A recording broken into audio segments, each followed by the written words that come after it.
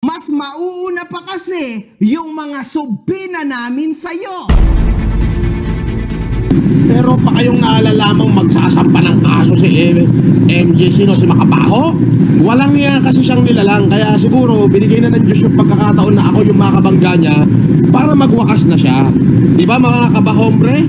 May abogado ka pero tolongges ka. Hindi ka marunong makinig. At dahil sariling utak mo ang pinapagana mo, pang grade 2 tuloy ang kinakalabasan ng mga resolution sa buhay mo. Ang sakit, no? Kailan pa umubra ang kabahombre sa Dekalibre? Kaya tanda-tanda mo na, wala ka pa rin pinagkatandaan. Ano ba naman yung buhay mo?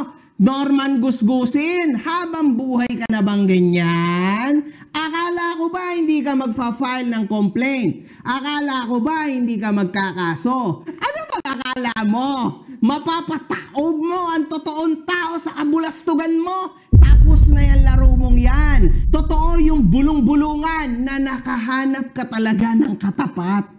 Hindi mo talaga ine-expecto. Kung demonyo ka, ay siya, mas demonyo ako. Yun lang yun, man. Hindi mo to kakayanin, Norman gusgusin. You'll need a lot to win this, man. Kawawa ka dito, boy. Trust me, man. Trust me. Ang daming makakalkal sa'yo. And finally, we are free para mailabas lahat yan sa korte at sa legal way.